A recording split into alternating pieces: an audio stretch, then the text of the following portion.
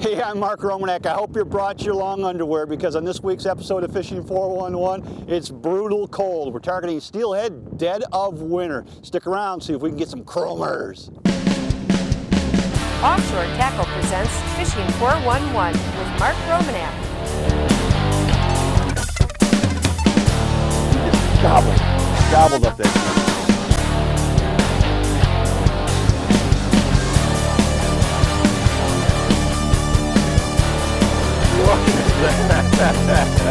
Look at that, he's in the bag.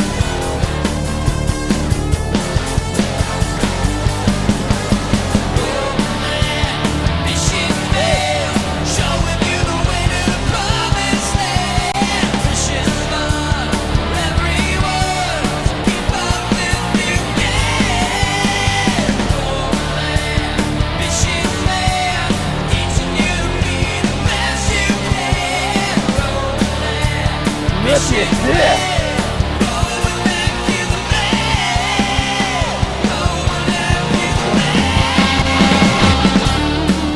Fishing 411 is brought to you by Offshore Tackle, the leader in trolling technology. Okuma, high performance. Vicious Fishing. Northwest Ontario Tourism, there's no place like this. Jay's Sporting Goods, get in gear. And by Yakima, home of the rooster tail.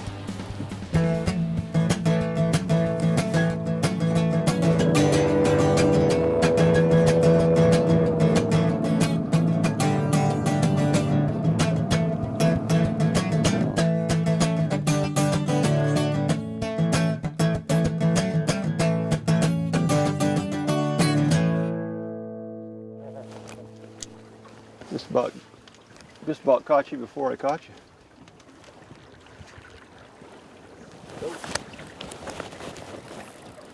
you. You gotta be kidding me. You gotta be kidding me. First cast. This is unbelievable.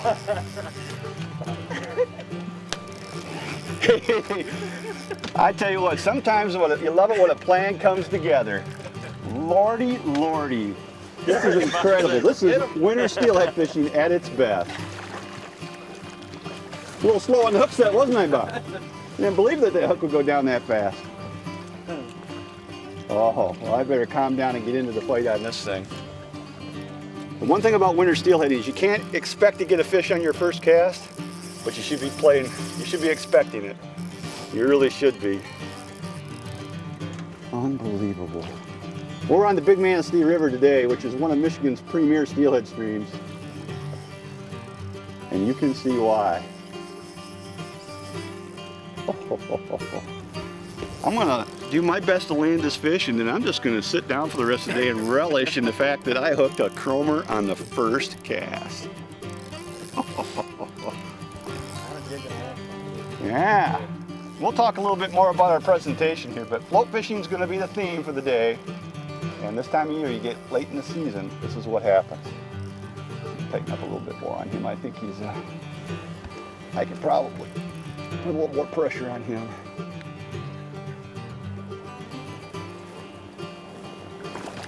We got Bryan on the net here.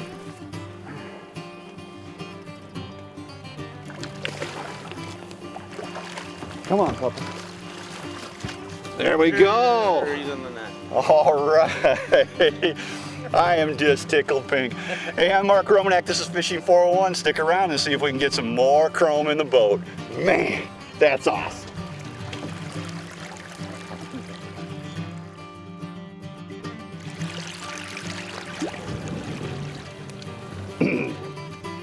Hey, that's what I'm talking about right there. Winter steelhead fishing. These are awesome fish. We caught this one float fishing also with a jig on the bottom. We'll get a little bit more detailed on the specifics of it, but think about fishing slow and think about fishing floats and think about fishing jigs, and you'll get yourself some chrome like this. Man, that is awesome. Let me get her unhooked, and she's going back. All right, Sweet Pea, we'll see you again about this time next year. She went right back to the hole. Awesome. I love it. I love it. All right. Woo! Now I think that in the interest of fairness here, what we need to do is, I'm going to set my rod down and we're going to let Bryan throw through this hole and see if there's two of them sitting there. You can only hope, right? And I've been living right all year to get that fish, so.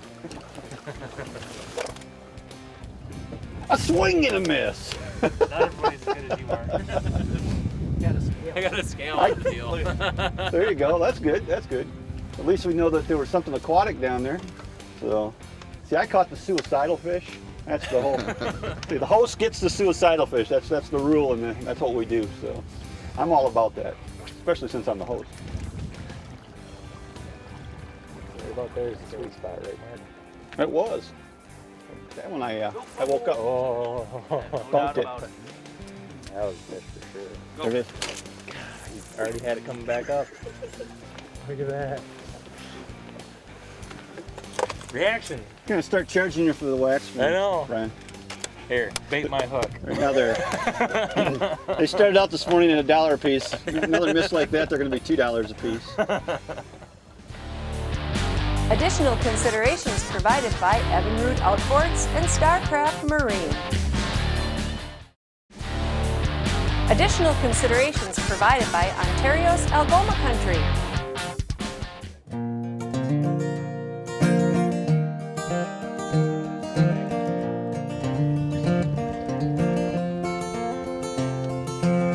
Lake effect. One of the nice things about living in the Great Lakes is you get the benefit of this lake effect snow.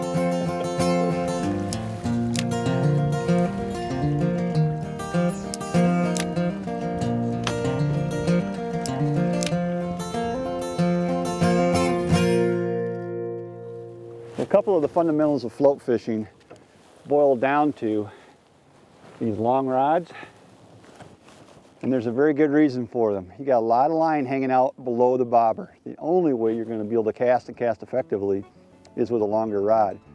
It also allows you to control your line to keep it out of the water as much as possible while the float is actually drifting. And when I'm talking long rods, a 9.5 foot rod is considered a short rod in the bobber world. A lot of these guys are fishing out to 14-foot rods. Today we're doing 9.5 and 10.5 foot rods, which are considered relatively short. Early on, we fished that straightaway down there, and they had that little tree sticking out the end of it. We were down there, probably been 5 years, and the ice had just went out. That was as far down as you could get. And we sat right there, and we boated 17. That's impressive. That's impressive. And hooked a sturgeon to boot. Yeah, that was the craziest day I think I've ever been on the river, and such a good bite.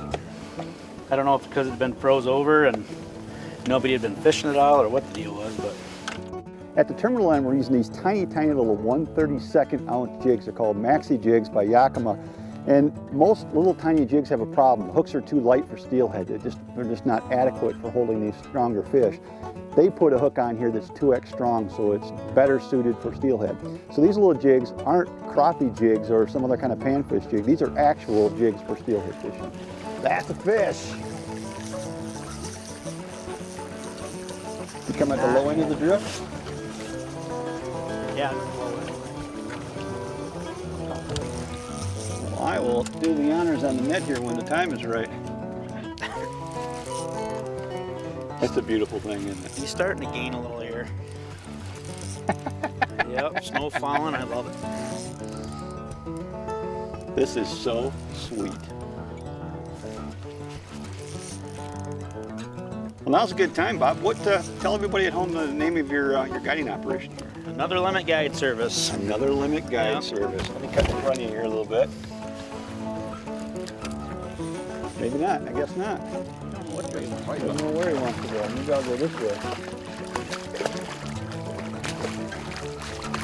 Come to Papa. There we go. In the bucket. That's a beautiful chromer right there.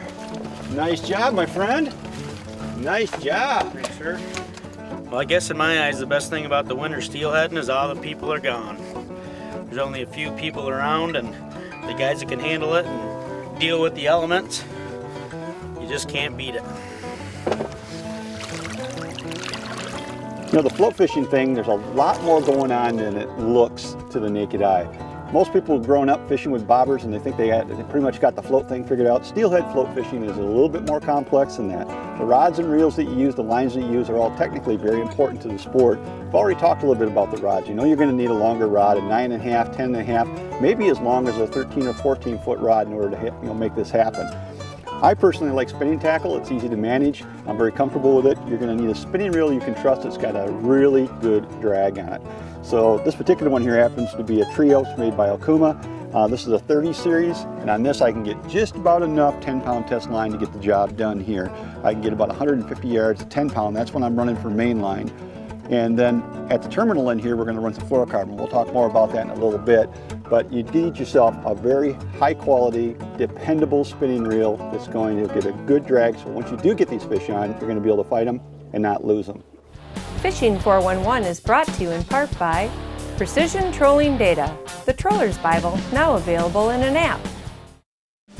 Mark Romanack's Fishing 411 is brought to you in part by O.J. Herman Company.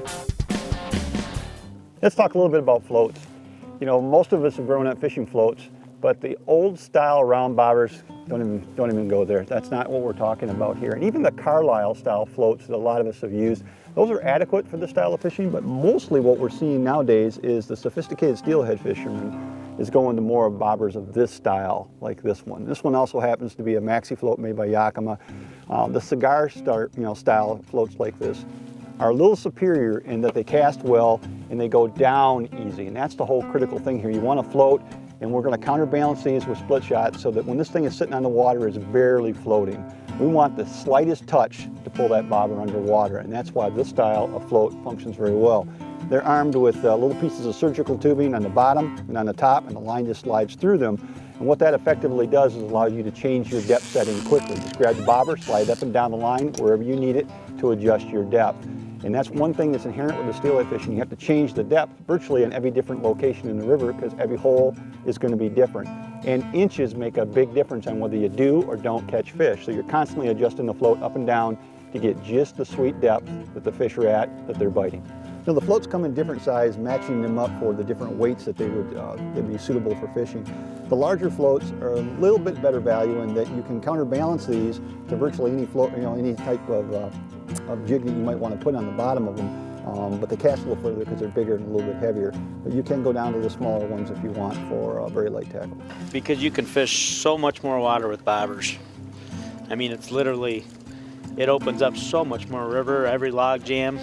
You know, you can get in all that stuff that you just can't roll bottom. You know, you can float over the stumps and logs, and plus it allows you to fish a lot slower water. That rolling just not near as effective. On the new T40X too, Mark. That's nice awesome. feeling rod. Nice feeling rod.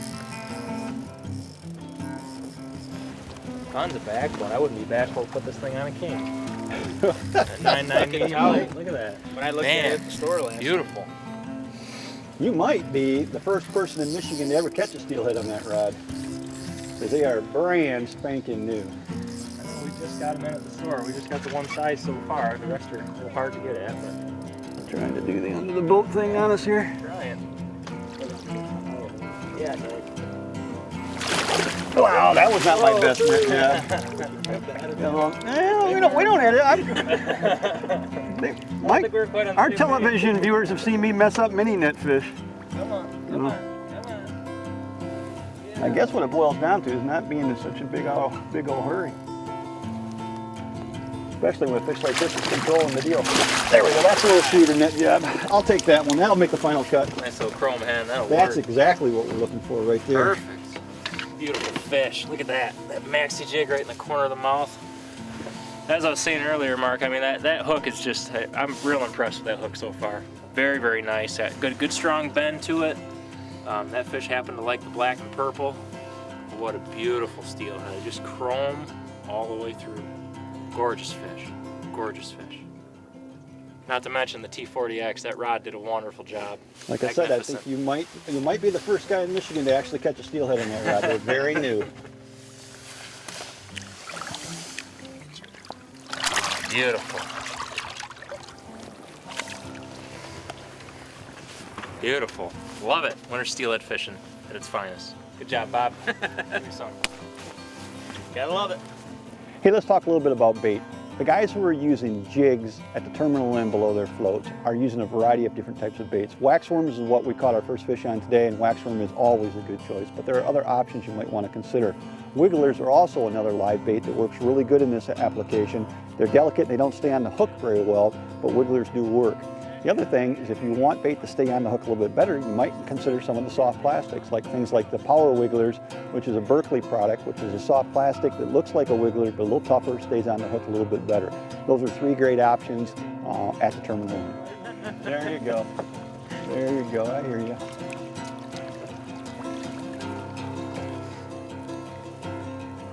I tell you what, all steelhead are good steelhead. Well, that is a little skipper, isn't it? You're gonna make me net this thing backwards here. It's still a beautiful fish. It's a beautiful, look at that. Absolutely stellar. Whoa, right over the net, right in the net. That wasn't my best net job, but we'll get her in here anyway. All right, we weren't being real successful on the waxworm, so we went ahead and went and tried some spawn bags, and first couple of runs we hit seem to be paying off so far, so we're gonna give her a shot. And more than likely water temperature's still a little bit warm, so that's why the spawn's working better than the waxworms.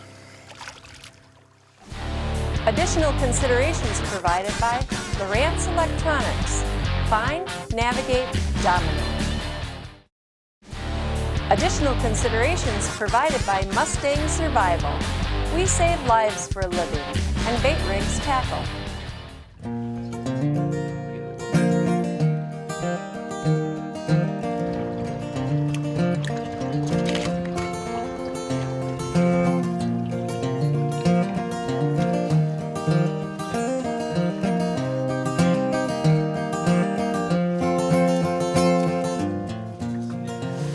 Steelhead are a very interesting creature. They have a lot of different preferences on color from day to day, time of day. They have bait preferences anywhere from spawn to waxworms, which we've discussed in the past, but we've also have things with actual colors of jigs, for instance. Mark caught his fish earlier on some orange with a white head. I just happened to catch one on a black and purple. Definitely does make a difference.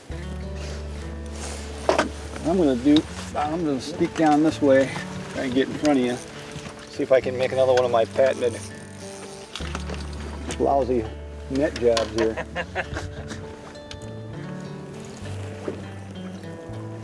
Oh, that's a big fish. It's a good one.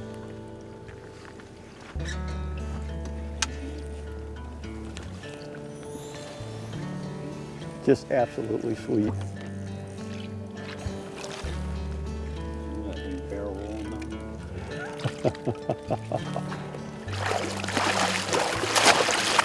Hey, nice fish, buddy.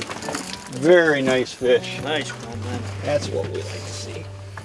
One of the nice things about these floats set up with the surgical tubing is adjusting the depth is as easy as just sliding it up and down the line wherever you need it to be. It only takes a second to do that, and you will adjust your depth a lot. It's critical to experiment with depth. Sometimes these fish come up off the bottom and bite, but most of the times you got to be pretty close to the bottom in order to get a bite. Yeah, baby. That's what I'm talking about. Come on, baby. I had a little trouble catching up to it. There we go. Woo! This is what I'm talking about on these reels that have to have good drags on. I'm telling you what, even in this cold water, these fish are still red hot. You definitely got to have a good drag. Listen to that drag just to see, just to scream it. Ooh, baby. A little bit better fish maybe than I caught first. I love this.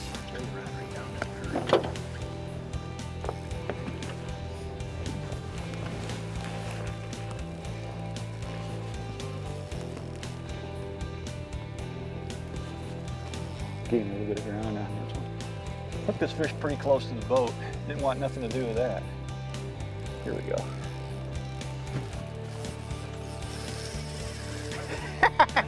Sure about that? I'm just getting glimpses of the floats, all I'm getting.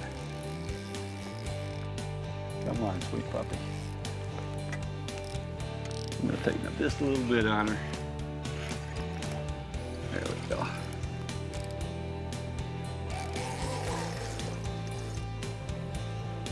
You know, one of the nice things about this heavier gear is that you can control fish a little bit more. You know, 10-pound main with an 8-pound leader. A lot of steelhead guys would consider that to be overly heavy. But I don't think these fish are terribly line shot here. Is it a brown? Let me come back here and get a better look.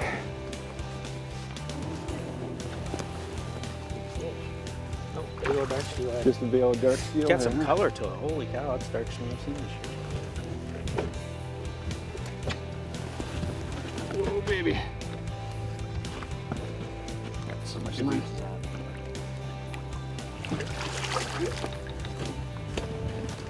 Did I just hear that GoPro kick back off again? Here we go. You're good.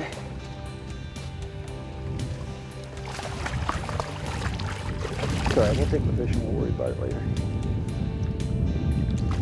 It's gonna bend the river a while. Come on, puppy.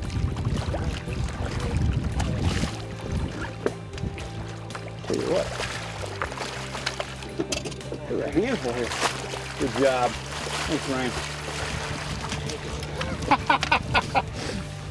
I am one happy camper. These guys are actually the steelhead experts. I'm kind of a walleye guy gone steelhead crazy. That's a beautiful fish, and that's what it's about. I'd like to call it chrome, but it is not chrome. Let's get her out of there. There we go. That is a beautiful fish. Hey, my name is Mark Romanack. You've been watching Fishing 411. I hope you enjoyed our little steelhead adventure here. Again, we're on the Big Manistee River. If you get a chance to get out and do some winter steelhead, by all means do so. This is awesome. It don't get better than this. Closed captioning is provided by Cisco Fishing Systems. Innovation makes us #1. Quality keeps us there. Fishing 411 has been brought to you by Offshore Tackle, Okuma, Vicious Fishing, Northwest Ontario Tourism, Yakima Bait, and Jay's Sporting Goods.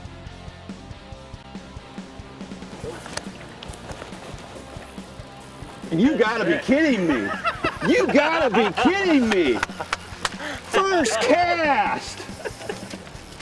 This is unbelievable. I tell you what, sometimes you love it when a plan comes together.